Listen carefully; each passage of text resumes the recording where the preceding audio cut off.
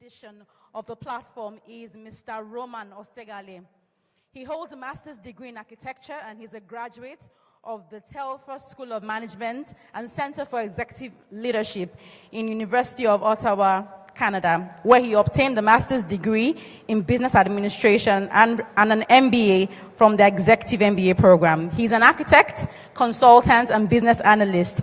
He's presently the head consultant at IntelServe, a Canadian consulting company, which he founded to provide business reengineering services, business intelligence, and analysis. He has consulted for notable Canadian companies, helping diagnose problems and preferring appropriate solutions for growth and profitability. He currently lives and works in Canada, and today at the platform, he is speaking on a topic, developing sustainable economic growth. Please join me as we welcome Mr. Roman Ostegale.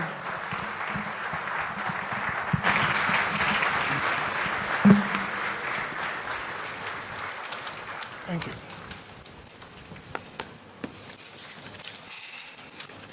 Good evening. I'm going to be talking about a very sensitive issue, and I would implore everyone to please listen attentively because we're going to be walking and I'll be explaining things along timelines. But before I start, I want to really thank Pastor Pojo Imade for giving me the opportunity and telling me to come down to come give this talk. Distinguished ladies and gentlemen, developing a sustainable economic growth ensures both economic and political stability in any country. It is the gateway to creating wealth and the basis of confidence in any economy, and what prevents the devastating and inefficient impact of corporate premature failure and death.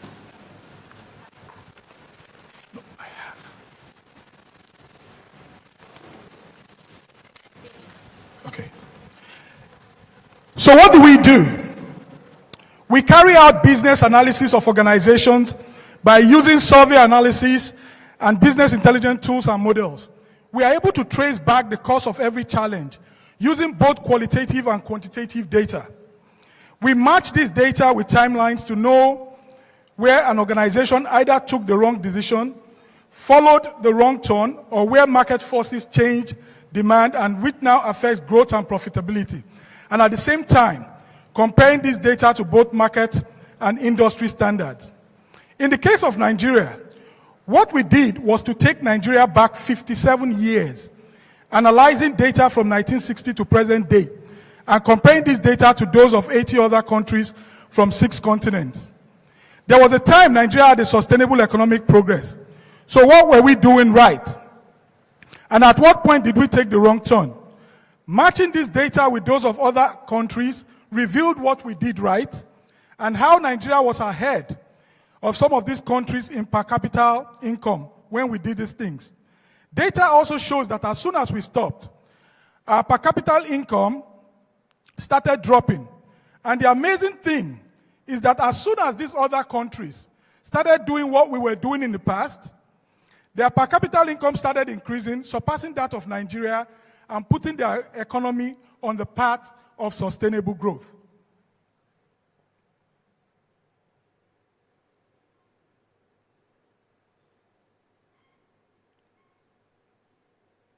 So, to develop a sustainable economic growth, we must look at the factors that drive generic or organic growth in an economy and the agencies and institutions that help sustain such growth. Now, these agencies and institutions are service providers. If they do not exist or their services do not meet the standard required by the country, people will seek for them elsewhere. And as they seek for them outside the country, they take forex with them, putting a strain on the economy.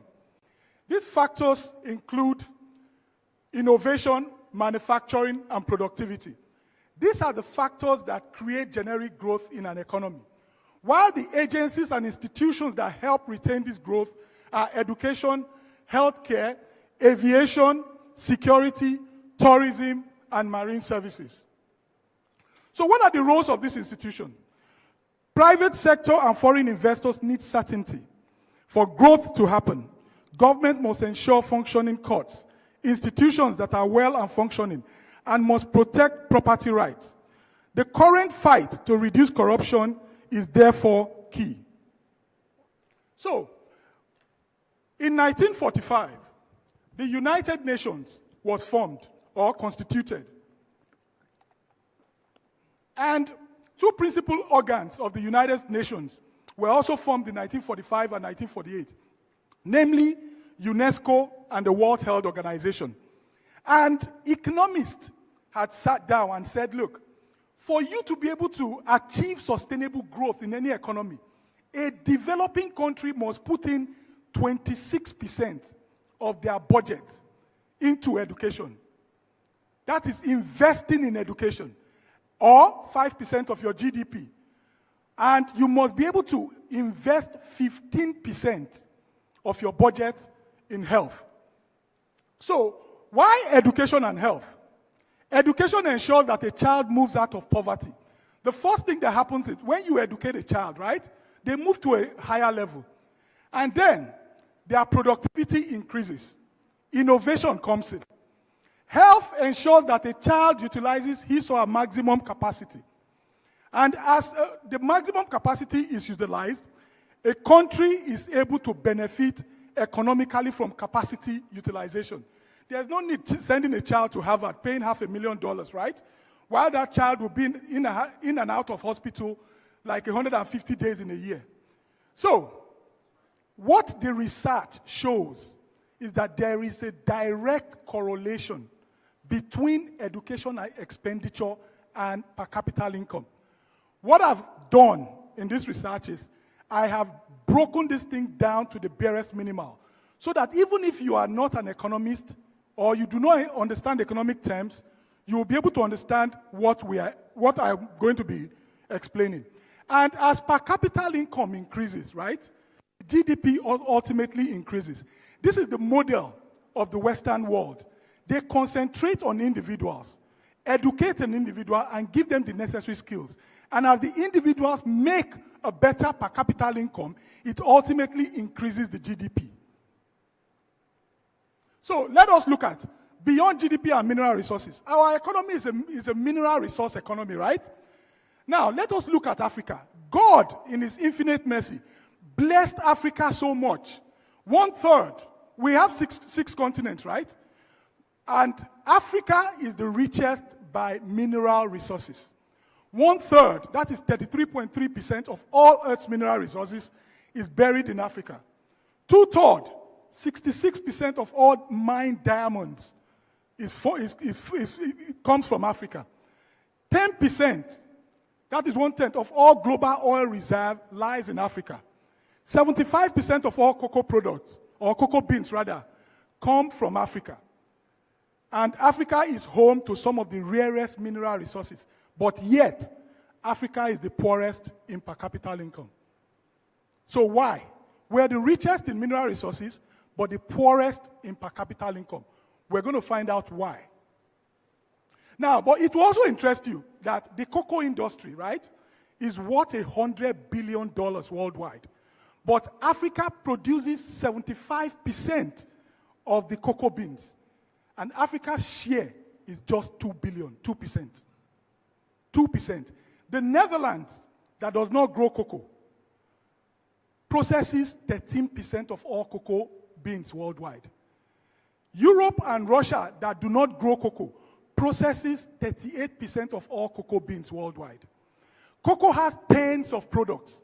While we export cocoa beans, these tens of products are brought back to Africa to be sold.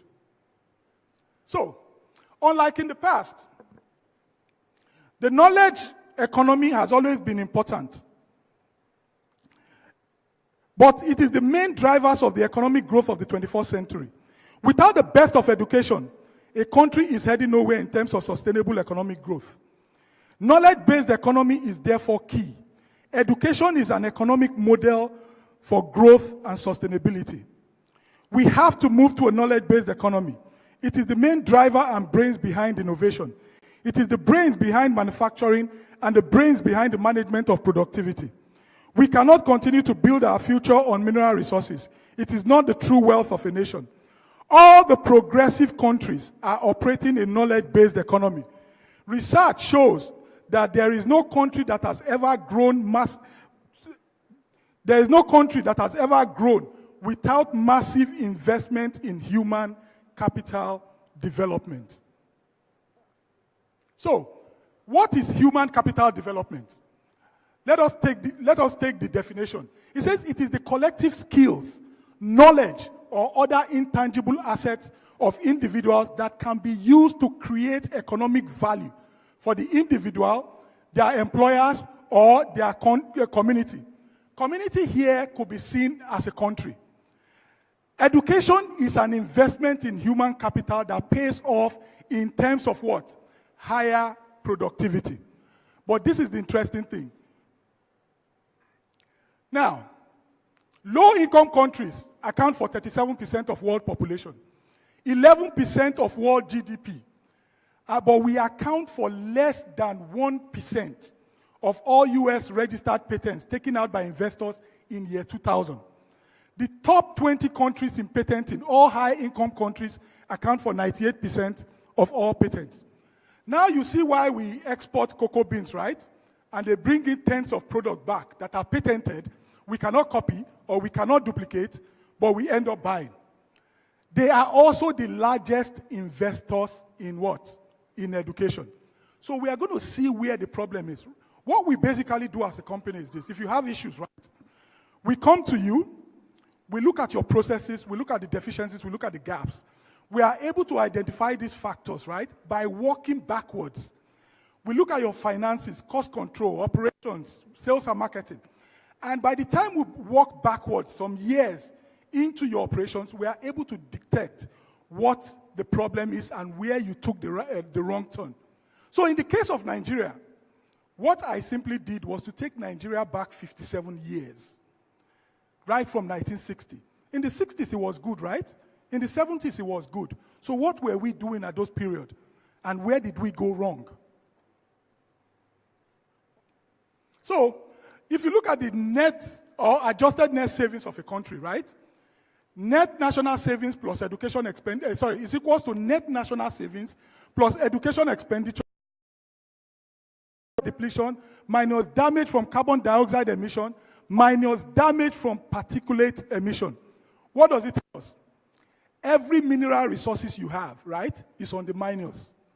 For instance, if you have 500 million barrels of crude buried underground, right, by the time you start extracting it, next year you cannot sell that oil well for the same price. But the difference in education is this. Whatever you put in a child, whatever you put in an individual, right, that investment increases the value of that person. And that person's worth is increased. This is the value that the Western world, Europe, North America, right, and the Asian countries have now adopted. But the interesting thing that you will see through data is why our economy was progressing in the 60s and 70s, what we were doing. Now, we conducted the research using data from 80 countries, countries from 6 continents, narrowed down to about 3 countries per continent. All 80 countries proved our hypothesis correct. Asia and Africa were serious case study for Nigeria. Why? Because some of the countries that have overtaken us today, we were ahead of them in the 60s and 70s. And then when we matched this data, everything became clear what we were doing wrong. Nigeria was ahead in per capita income compared to some Asian and African countries in the early 80s. And these countries are ahead of us today. So, this is our GDP. As I said, I'm taking the country back 57 years to 1960. In 1960, our GDP was 4.2 billion. By 1970, it had increased to 12.6 billion. And by 1981, it had increased to 61.1 billion. By 2014, it had increased to 569 billion. Now, the next slide shows our education expenditure. In 1970, right, we had an education expenditure of $185.7 million with a population of 56 million people. And that $185.7 million represented 1.47% of the budget. Remember, the UN says what? 5% of your what? Your GDP. Or 26% of your budget. This figure represented 1.47% of our GDP, rather, not budget. By 1981, if you look at the graph, right, we had started increasing the education budget. The education budget had started going up. We started conforming with what UN was saying, right? And by 1981, we had reached 3 billion, representing 4.9%, approximately what? 5%. And by 1981, we had a population of 75 million people. But the interesting thing was to happen. From 1982, education expenditure started reducing. And by 1986, with a population of 86.1 million people, education budget had reduced to less than $1 billion. And that year, it was 608 million, representing 2.9%. And then it stayed below $1 billion for 20 years. It wasn't until 2006 that education expenditure on the federal level went above $1 billion for the first time in 20 years. By 2006, we had hit a population of 145 million people. And education expenditure was 1.19 billion, representing 0.8% of the GDP. By 2011, 30 years after, education expenditure went back to what it was in 1981. You know why I'm saying this? What is the wealth of a nation? What is the wealth of a nation? It is the people. The people are the wealth of a nation. But the reverse is what we are practicing in Africa. We believe that the mineral resources is our wealth, right? The Western world believes that the wealth of a nation is what? Is the people. And that's why they invest in human capital development. Your mineral resources will continue to be depleted, but people will continue to what? Increase. Now, by 2011, the education expenditure or investment represented 0.8% at 3.3 billion of GDP, right? Now, the interesting thing is this. The 3 billion we had in 1981 was 4.9%, right? But the 3 billion we had in 2011 was 0.8%. In fact, from 1981 or 1982, when it started dropping, it reached an all-time low in 1991 of 0.77%. And it had remained at 0.8% ever since. The truth is, we are the investment of the country, but the government is not investing in us. And that's where the real problem is. By 2014, at 177.5 million people, education expenditure was 4.6 billion, still representing 0.8%. While we may think it's an increase, right, from 1981, it's actually not an increase because it's now catering for more people. So in 33 years, population increased by 134%. Education expenditure only increased by 1.6 billion and representing 53.7%. But this is the interesting thing. Let's go to the next slide. Now, if you look at this slide, right, in 1960, our per capita income was 93. By 1970, it had increased to 224. By 1980, 871. And by 1981, 807. As we were increasing education expenditure, our per capita income was increasing. That was because we were investing in people. We were investing in education. We were investing in the right skills, right? But look at, from 1982, our per capita income also started reducing. In all the 80 countries that we surveyed, no country ever reduced education expenditure for more than 3-4 years maximum. We reduced in 30 years. 30 years. So you can now see why everybody's running abroad to school, right? So what we did is to compare Nigeria with other countries and see where we are. This is Chile, South America. If you look at the education expenditure, I don't know if it's that clear. Chile, in 44 years, we took from 1970 to 2014. Chile, in 44 years, have invested 120.5 billion in education. Nigeria has only invested 48 billion. Chile has a population of 17.8 million people, 10% of our population. And you can see, as they increase education expenditure, right, their per capita income, this is the per capita income. Chile has a better per capita income than us because they are arming people with the right what? The right education and the right skills. The next, that's the per capita income of Chile compared to Nigeria. The next is Brazil. Brazil, with a population of 206 million people, have invested $1.5 trillion in 44 years. Nigeria has only invested 48 billion. You can see the per capita income, the disparities in per capita income. The next one is Mexico.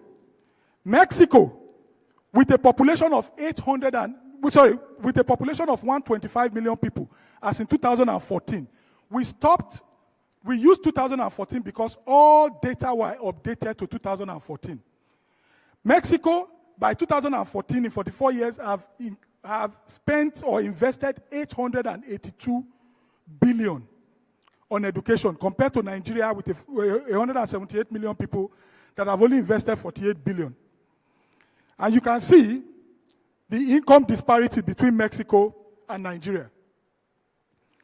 Canada, with a population of only 35 million people, have spent $1.6 trillion that they've invested on their people in 44 years, compared to Nigeria, 48.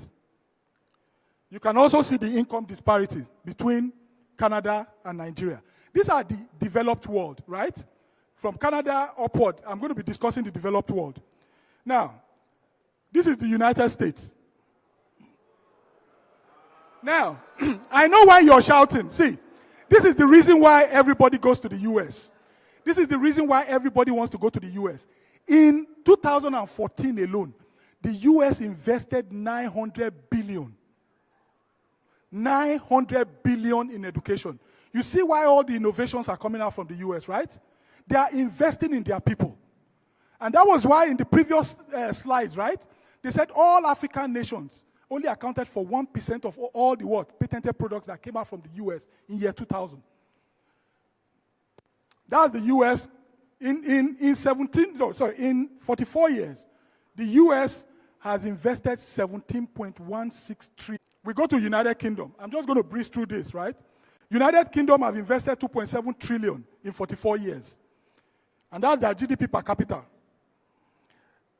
Germany has invested $3.5 trillion on education investment in 44 years. And that's their GDP per capita, as the income disparity is shown compared to that of Nigeria. Australia has invested $950 billion in 44 years compared to Nigeria.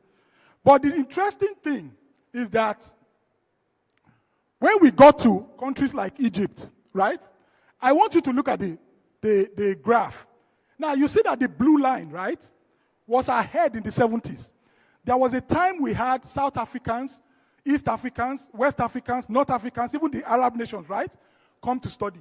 This was the time when the government was investing in us. When the government gave us good education, pumped money in education. By 1981, right, Nigeria had reached $3 billion in education expenditure, compared to Egypt that year at 717. We were ahead. We were ahead. But look at the graph. Egypt remained on course. They did not reduce it.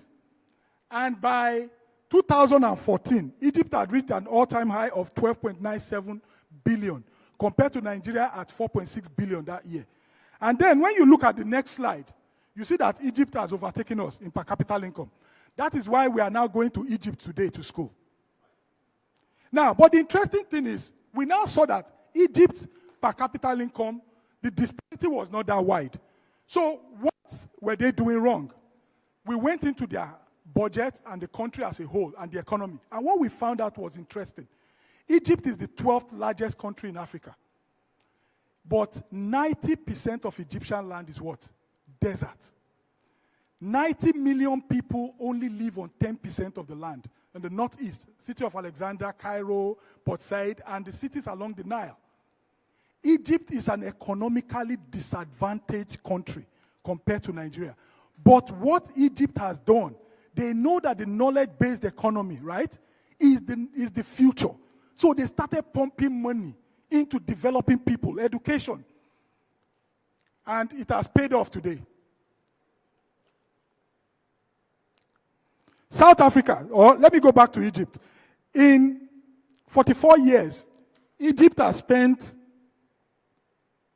148 billion on education, compared to Nigeria, 48 billion. Then, South Africa, in 44 years, has spent 354 billion on education, compared to Nigeria. But when we now went into the Asian countries, if you look at the blue mark, right, we were ahead of the Asian countries in the 70s. And that was because we were heavily investing in education. Countries like Thailand were behind us. But look at Thailand today. Thailand has reached 18 points. In 2014, right, they had upped their education expenditure and reached an all-time high of 18.69 billion, compared to Nigeria at 4.6 billion. And in 44 years, Thailand has spent 208 billion, compared to Nigeria, 48 billion. And then, if you look at the income, it also shows. But if you look at the graph, right, in 1981, our per capita income was far way ahead of Thailand. But today they are ahead of us because they invest in their people. Indonesia, the same thing. Indonesia, in 1981, was investing less than us, and our per capita income was better. But today, in 2014, rather, Indonesia reached an all-time high of 26.25 billion in education expenditure, compared to Nigeria at 4.6. So, in the per capita income too, you can see. But when we also looked at Indonesia, the per capita income is not that wide. Imagine. And we went back into the budget and found out, if you look at Indonesia, right, they also abandoned education for a long time. It wasn't until 1998 before they started investing in human capital development. And it started paying off. So, Malaysia, the same thing. And then, we now looked at education expenditure over the last 44 years, compared to population and what we have invested. Brazil is 116% of our population, but we've only invested 3.2% of what they've invested. Chile is only 10% of our population, but we've only invested 40.5% of what they've invested in education. Mexico is only 70% of our population, and we've only invested 5.5% of what they've invested in education. Canada is only 20% of our population, and we've only invested 3.1% of what they've invested in education. Germany, United Kingdom is 36.3% of our population. We've only invested 1.78% of what they've invested in education. Germany, we've only invested 1.36% of what they've invested.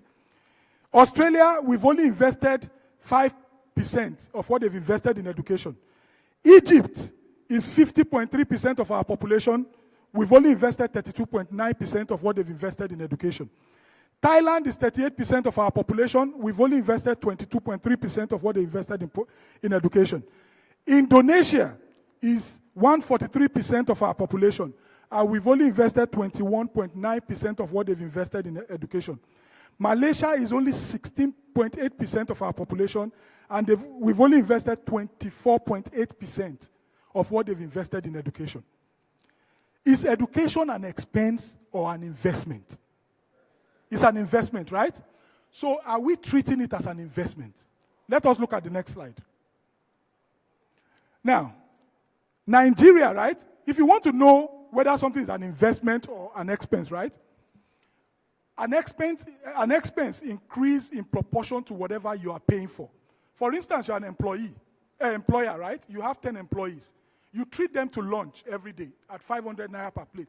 That means your daily expense on lunch is how much? 5,000 naira.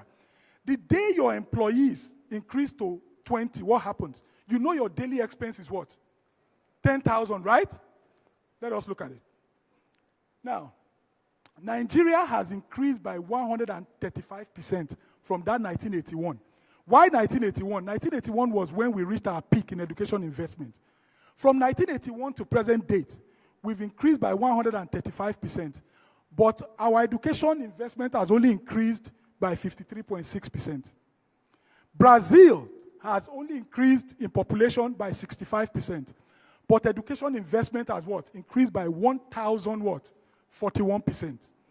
Chile has increased by 56%, and education investment has increased by 606%. But let us go, United States, 338%, United Kingdom, 470%, Germany, 461%, Australia, 650%. Now, this is the Egypt. Egypt has increased by 101.5%, but education expenditure has increased by what? 1,709%. The opposite of what happened between 1970 and 1981. Between 1970, Nigeria's education investment increased by over 1,500%. That was why we had Egyptians coming to Nigeria to school at that period. But right now, our education investment is increasing by 53%, and Egyptians' education investment is increasing by what? 1,709%. You see the opposite, right? Is now happening, and that's why we're going to their country. Thailand increased by 2,625%, but only increased with 40% in population. Indonesia increased with 68.5% in population and increased by 2,469%.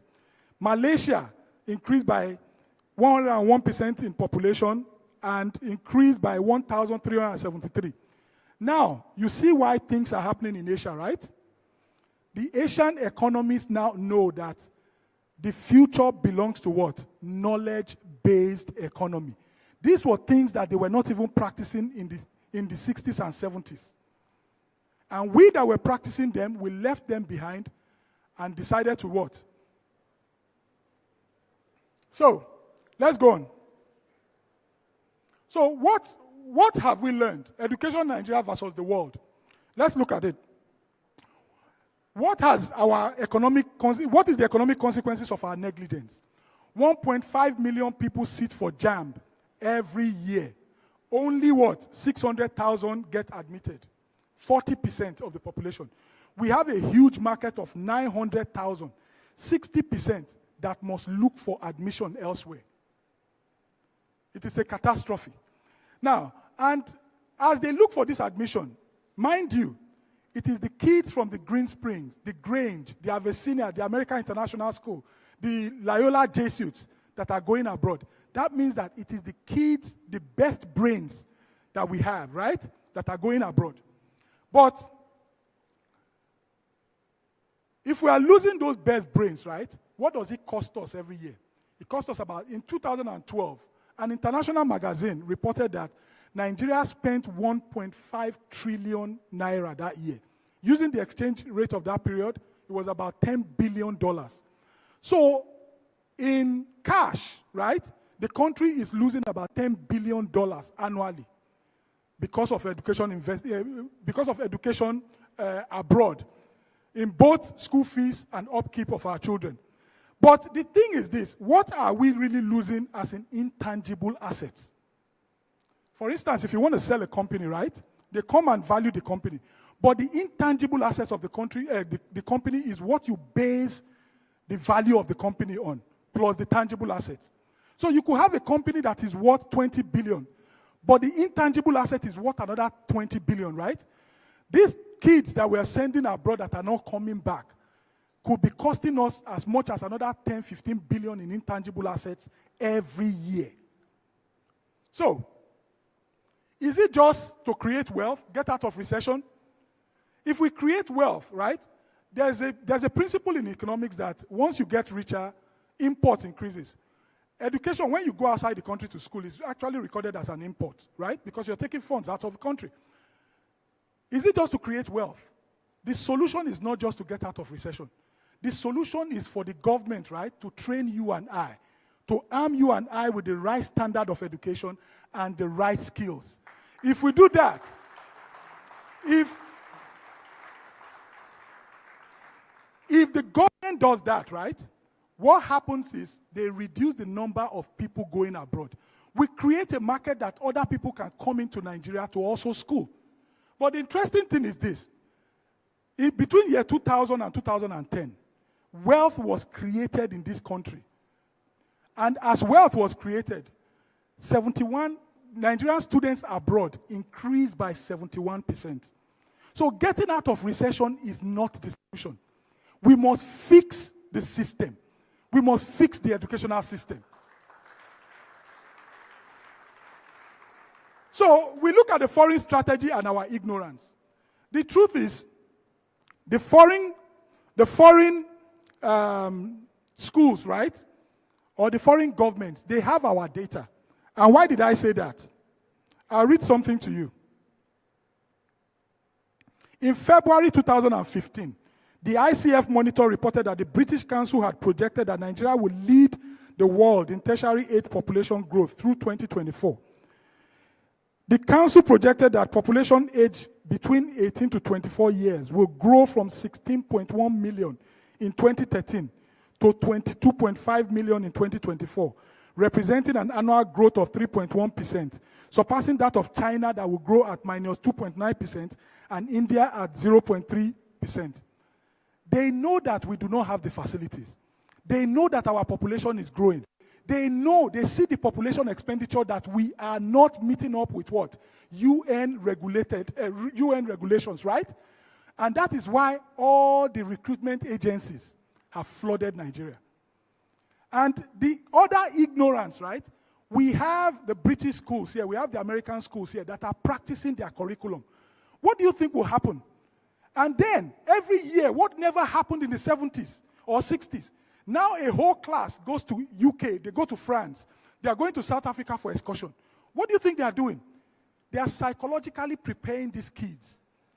They are psychologically preparing them to school abroad. Most of these kids, when they come back, they start to tell their parents, it is Britain I want to go to for university.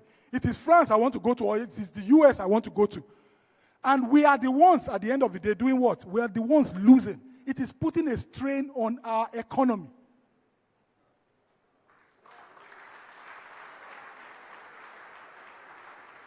So, but the thing is this. Is it wrong to go school abroad? It is not wrong, right? You cannot control people's choices, but you can influence it. And how can you influence people's choices? By giving them a better services. Right? When you give them better services, you influence their choices. But the thing is this. You see, the global education market, right? Countries have built education into a massive industry. It is not just a learning place anymore. And in 2012, right, it was reported that the global education market was worth $4.4 trillion, and that it will grow by 23% by end of 2017 to $5.41 trillion. But the question is this: what is Nigeria's share in this market? Let's look at the United States, right? United States also have students outside the country, with respect that they also have students within the country. But the United States has a trade surplus in education, right, of over 450,000 students. The United Kingdom has a trade surplus of over 460,000 students. Canada has a trade surplus of over 300,000 students. South Africa has a trade surplus of over 64,000 students. Egypt has a trade surplus of over 29,000 students. The question is this: who are those coming to Nigeria to school? Who are those coming to Nigeria to school? Who are those bringing dollars into this economy to pay us in dollars to go to our schools?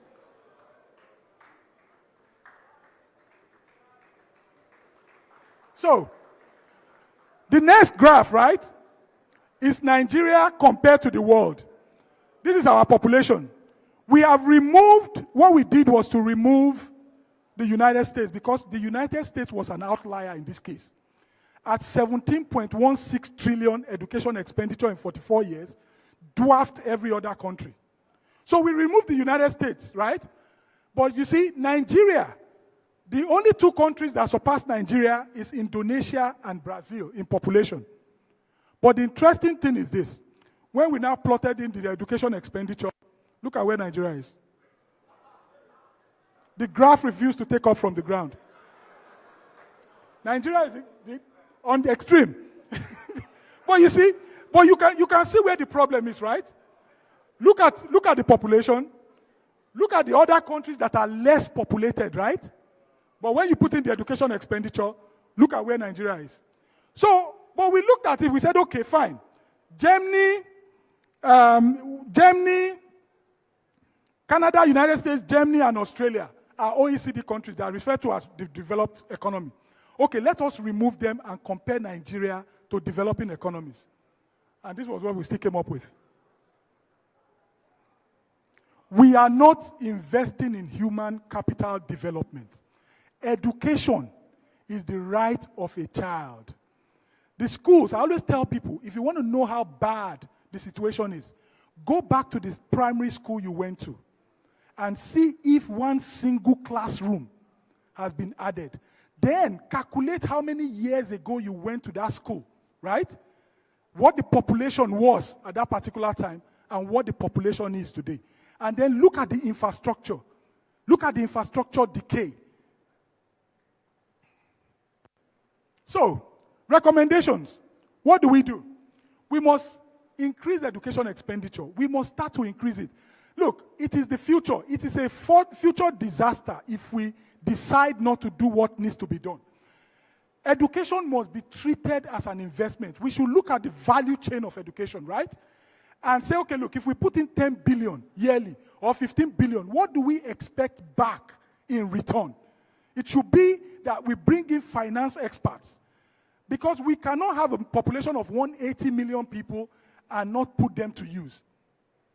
We must develop skill acquisition centers. What do I mean? It doesn't just stop with education. It doesn't just stop with just people graduating.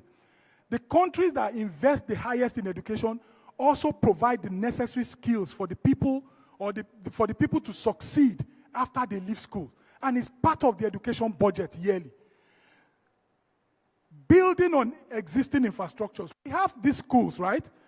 All we need to do is start to fix them and increase their value to a certain level that we can boast of outside this country. We must build roads, build rail lines, build good infrastructure that will promote business. Why? Because infrastructure is what attracts industry to absorb what? The graduates. A lot of people who school outside this country, right, who have good ideas, refuse to come back because there are no infrastructures to promote their idea. So government must also provide that infrastructure. Then government must give grants to graduates from skill acquisition centers to start manufacturing. Now, this is the model the Asian countries used, right? They send you to a skill acquisition center, or you go to a skill acquisition center yourself. By the time you graduate, right, government gives you low interest rate loans, right, that you can use to set up some manufacturing center. A small-scale industry that you can employ between 5 to 10 people. And this will also serve as an incentive. It is not everybody that must go to university. If we have skill acquisition centers that measure up to international standards, and people know that government will give them grants when they finish, a lot of people will rather go to these skill acquisition centers. And then, in the book, The End of Poverty, Professor Jeffrey Sachs said something. He said, education plus health plus infrastructure plus free market equals what? Unlimited potential growth. He never said anything about mineral resources. The human resources, right? The human capital we have in this country can rule over the whole of Africa if we start manufacturing. And the good thing is that if you look at the Nigerian map, or the world map, has anybody ever spread out the world map to look at the critical location of Nigeria? God really blessed this country. We are the only country in the world, right? Geographically. When you have your spare time, go look at what I'm talking about. Nigeria is like the country in the center of the world. We are that heart of Africa, right? 6 hours up north to Europe. 6 hours down south to South Africa. 10, 12 hours to North America. 7, 8 hours to what? To South America. 6 hours to the Middle East and another 13 hours. We are centrally placed. And the whole of the southern Nigeria is what? Is a seaport. There were countries that we used in this survey, countries like Paraguay, Bolivia, that do not have, they are landlocked. But the interesting thing is this, their per capita income is still greater than that of Nigeria. For Bolivia to get their goods out, right, they have to go through Chile and go through one of the most treacherous deserts in the world, the Atacama Desert. But guess what? Bolivia makes sure they meet that percentage in education. And the human capital is driving their economy. So, to close out, right? The United Nations said 26%. And the economists know that human capital is the greatest asset of any country. And human capital development, the greatest investment you can ever embark on. If we want to grow a sustainable economy, develop the people and see what happens. Research shows that no nation has ever survived sustainable economic growth and progress with the relegation of education.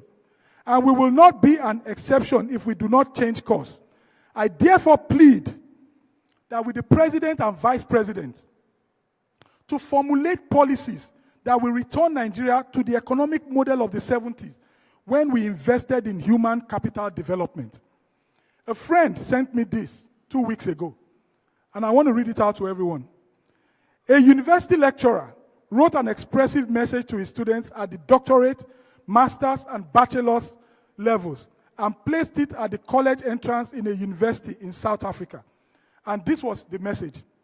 Collapsing any nation does not require use of atomic bombs or the use of long-range missiles. It only requires lowering the quality of education and allowing cheating in the examinations by the students. The patient dies in the hands of the doctor who passed his exams through cheating. And the building collapses in the hands of an engineer who passed his exams through cheating. And the money is lost in the hands of an accountant who passed his exams through cheating.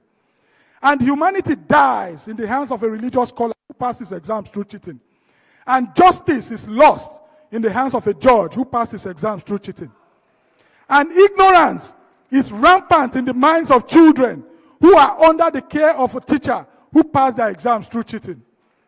The collapse of education is the collapse of a nation. Thank you.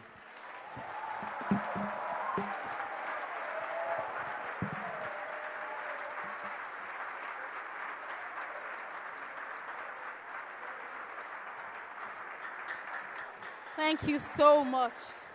Thank you for that very thought-provoking and enlightening presentation. Thank you. Let's just wait for the last speaker to go. A round of applause, please, for he and the other speakers who have shared their thoughts today. Thank you very much. On that note, I'd like to say thank you to all of us who came from out of Lagos, those of us who are still here. Thank you very much, and happy Workers' Day. Bye.